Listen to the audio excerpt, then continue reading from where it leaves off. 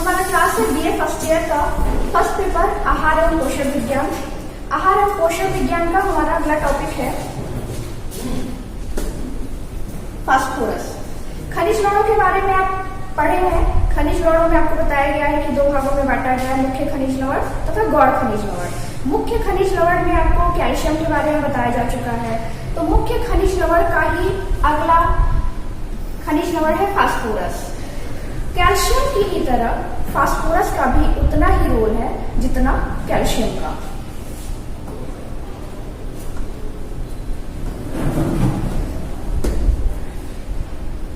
Phosphorus में हमें क्या क्या पढ़ना है जान लेते हैं उद्देश्य में। मानव शरीर में फास्फोरस की आवश्यकता के बारे में जानेंगे तथा इसकी प्राप्ति के स्रोत, इसकी कमी से प्रभाव तथा इसके कार्य। मतलब जैसे कैल्शियम के बारे में आपने जाना कि कैल्शियम की प्राप्ति के स्रोत क्या हैं, इनके कार्य क्या हैं, मानव शरीर में इनके क्या कार्य हैं तथा इनकी कमी से कौन से रोग होते हैं।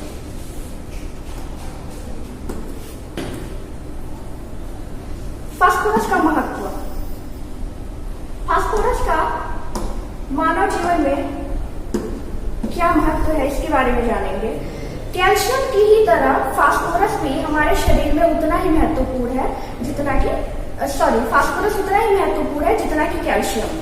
जैसे कल आपने पढ़ा था कि कैल्शियम हमारे पूरे शरीर का 2% भाग कैल्शियम से बना रहता है और 2% में से 1% भाग फास्फोरस का बना रहता है। अर्थात कैल्शियम तभी कार्य करेगा जब फास्फोरस पर्याप्त मात्रा में हमारे शरीर में विद्यमान रहेगा। मतलब ऐसा कह सकते हैं कि दोनों एक दूसरे से काफी हद तक जुड़े हैं। फास्फोरस भी तब तक कार्य नहीं करेगा जब तक कैल्शियम नहीं मिल रहा है, कैल्शियम भी तब तक कार्य नहीं करेगा जब तक फास्फोरस नहीं मिल रहा है। अब फास्फोरस को जान लेते हैं कि जैसे पूरे शरीर का 96% भाग बाकी के पोषक तत्वों से बना है और बाकी का 2% भाग 4% भाग खनिज लवणों से बना है और इन 4% में से 2% कैल्शियम से बना था और बाकी का 1% बना है फास्फोरस से और बचा 1% वो जितने अन्य खनिज लवण है, गौण खनिज लवण है जो सहायक तत्वों के रूप में कार्य करते हैं। तो 1% खनिज लवण में फास्फोरस का महत्व है।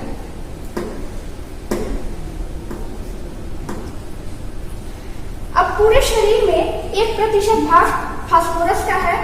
अब 1% भाग में से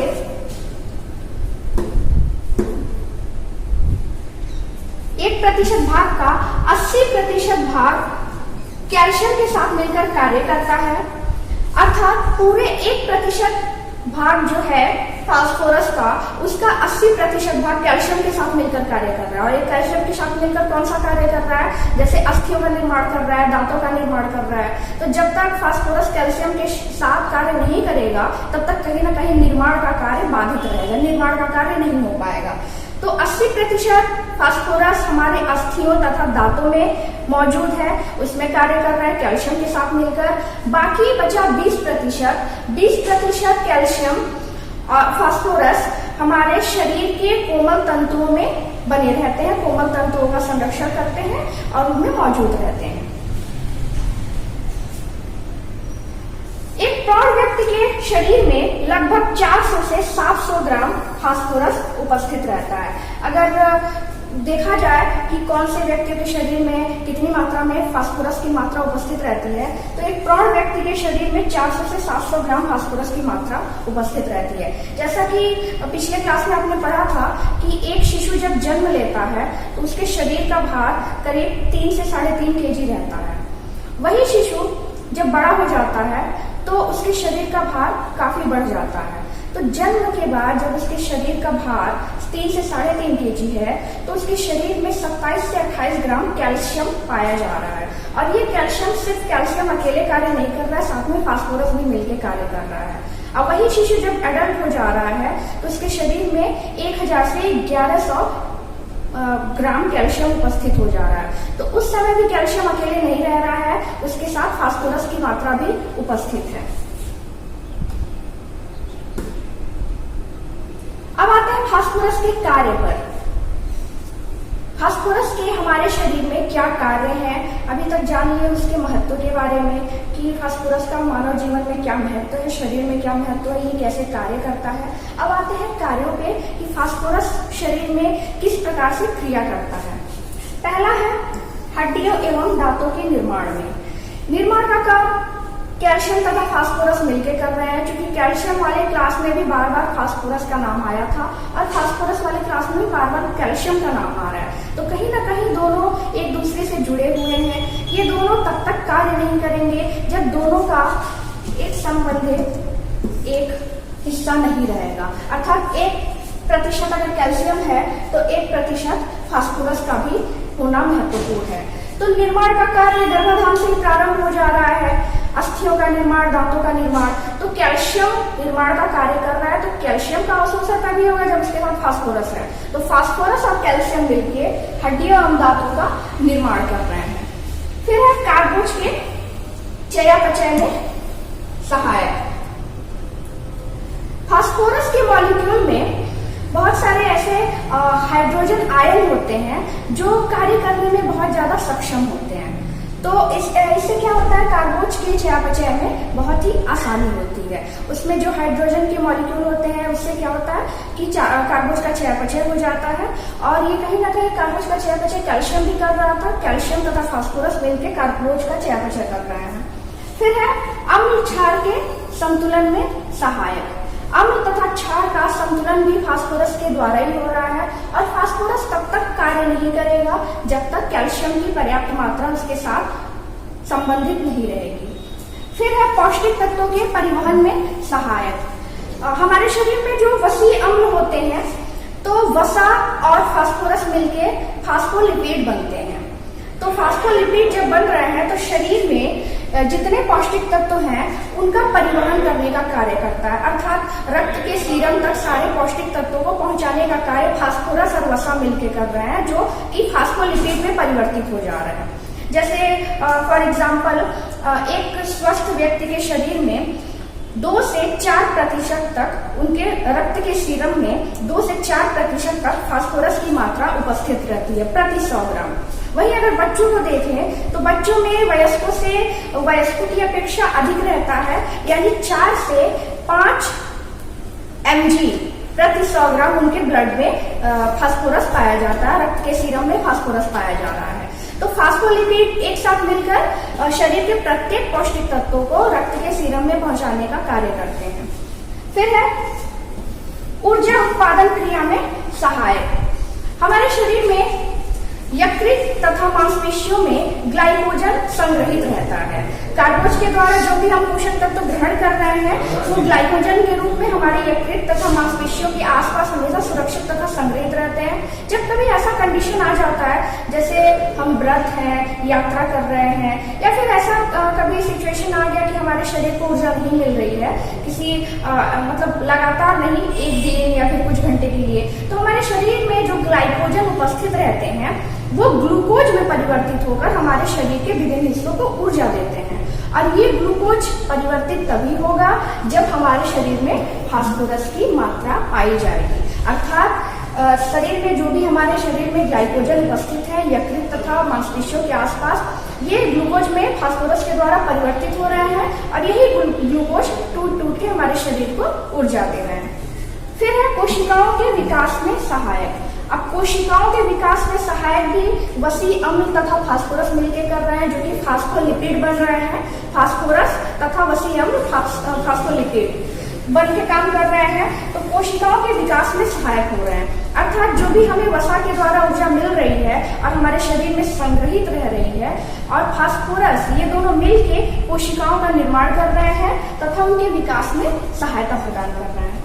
फिर है कैल्शियम के शोषण को बढ़ाना, अर्थात कैल्शियम का अवशोषण तभी होगा जब फास्फोरस की मात्रा पर्याप्त रहेगी। बार बार वही चीज कहा जा रहा है कि फास्फोरस तभी कार्य करेगा जब कैल्शियम रहेगा, तथा कैल्शियम तभी कार्य करेगा जब फास्फोरस रहेगा।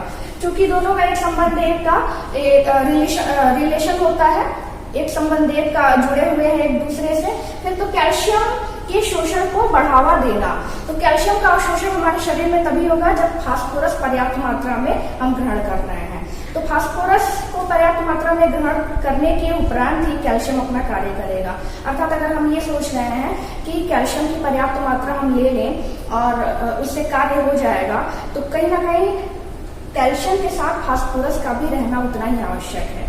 लेकिन इसके अलावा भी प्रकृति में जो भी भोज्य पदार्थ निर्मित किए गए हैं वो बहुत सोच समझ के निर्मित किए गए हैं। मतलब ऐसे पोषक तत्वों का निर्माण किया गया है जिसमें कैल्शियम भी उपस्थित हो और फास्फोरस भी उपस्थित हो तथा विटामिन डी भी उपस्थित हो।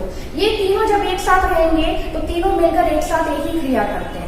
तो ज्यादातर यही देखने को मिलता है, जैसे दूध हो गया, दूध कैल्शियम प्राप्ति का बहुत अच्छा स्रोत है, तो दूध में फास्फोरस भी मिल रहा है। मछली हो गया, मछली कैल्शियम प्राप्ति का बहुत अच्छा स्रोत है, तो मछली में कैल्शियम के साथ साथ फास्फोरस भी मिल रहा है। तो प्रकृति के द्वारा ही ऐसा बना दिया गया है कि हम एक पोषक तत्व अगर कैल्शियम को ग्रहण कर रहे हैं तो कहीं ना कहीं फास्फोरस भी हमें मिल जा रहा है, क्योंकि क्रिया तभी करेगी जब दोनों का बराबर का मात्रा हमारे शरीर में होगा।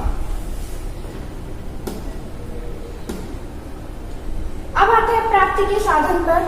वैसे तो फास्फोरस की मात्रा बहुत कम आवश्यक है हमारे शरीर में, और कैल्शियम का जब हम कैल्शियम को ग्रहण कर रहे हैं, कैल्शियम के जो सोर्सेज हैं उसके द्वारा हम जब कैल्शियम प्राप्त कर रहे हैं तो फास्फोरस भी कहीं ना कहीं हमारे शरीर को मिल जा रही है। लेकिन इसके अलावा भी बहुत सारे ऐसे स्रोत हैं जिनके द्वारा फास्फोरस को ग्रहण कर सकते हैं। तो ऐसे तो जितने भी भोज्य पदार्थ हैं, जितने भी खाने योग्य भोज्य पदार्थ हैं, उनमें अल्प मात्रा में या फिर अधिक मात्रा में फास्फोरस पाई जाती है। मतलब कहीं ना कहीं हर भोजन में थोड़ी मात्रा में या कम मात्रा में या ज्यादा में तो फास्फोरस की मात्रा मिल रही है। इसमें देख लेते हैं, दूध एवं दूध से बने सभी भोज्य पदार्थ। दूध तो बहुत अच्छा साधन है तथा दूध से बने हुए सभी भोज्य पदार्थों में फास्फोरस की मात्रा पाई जा रही है। फिर है अनाज, कई तरह के अनाजों में भी फास्फोरस की मात्रा पाई जा रही है। फिर है मांसाहारी भोज्य पदार्थ, जैसे मांस हो गया, मछली हो गया, अंडे हो गए, इसमें फास्फोरस की पर्याप्त मात्रा पाई जा रही है। फिर दाल हो गया, अरहर की दाल हो गया, मसूर की दाल हो गया, इन सारे दाल में भी फास्फोरस मिल रहा है। सूखे मेवे, जितने प्रकार के सूखे मेवे हैं इनमें भी फास्फोरस की मात्रा पाई जा रही है। तो ऐसा नहीं है कि इतने साधन आपको दिख रहे हैं, सिर्फ इतने साधन में ही आपको फास्फोरस मिल रहा है, बल्कि हर एक भोज्य पदार्थ में या तो थोड़ी मात्रा में मिल रहा है या तो अधिक मात्रा में मिल रहा है, लेकिन कहीं ना कहीं फास्फोरस की मात्रा मिल रही है।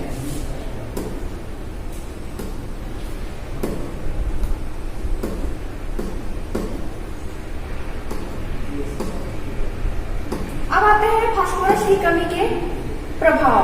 अगर फास्फोरस की हमारे शरीर में कमी हो जा रही है तो कौन से प्रभाव देखने को मिलेंगे?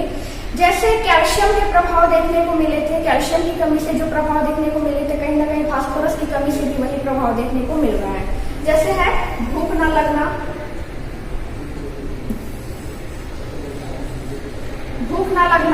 थकावट, इसके अलावा चक्कर आना, उल्टी आना, सेम वही लक्षण आपको दिखेंगे जो कैल्शियम में थे। अस्थियां तथा दांत कमजोर हो जाना, अर्थात कहीं ना कहीं अस्थियां दांत कमजोर इसलिए हो जा रहे हैं क्योंकि निर्माण हो रहा है फास्फोरस के द्वारा और इसकी ग्रोथ भी हो रही है फास्फोरस के द्वारा ही। तो अगर कमी हो जा रही है तो कमजोर हो जाते हैं और थोड़ी बहुत चोट लगने पे क्षतिग्रस्त हो सकते हैं, टूट सकते हैं। फिर है शारीरिक वृद्धि रुक जाना। तो चूंकि निर्माण का कार्य हो रहा है कैल्शियम तथा फास्फोरस के द्वारा, तो कहीं ना कहीं शारीरिक वृद्धि भी इसके द्वारा हो रही है। अगर कमी हो जा रही है तो शारीरिक वृद्धि अवरुद्ध हो जाएगा। अब आते हैं कुछ महत्वपूर्ण प्रश्न पे। हमारे कुल शरीर भार का कितना प्रतिशत भाग फास्फोरस का बना होता है? क्योंकि पहले ही बताया गया है कि कुल शरीर भार का 1% भाग फास्फोरस का बना होता है, 2% कैल्शियम का था और 1% फास्फोरस का है। तो इसका आंसर होगा सी।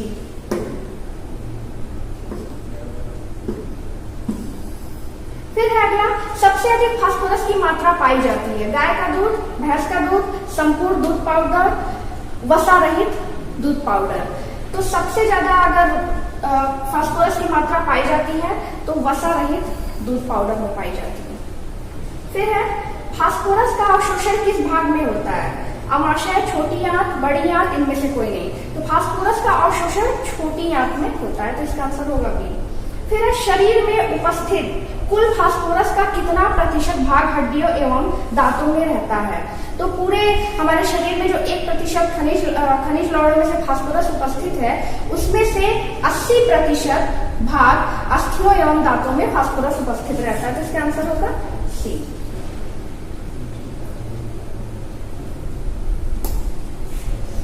अब मिलते हैं अगले टॉपिक पर।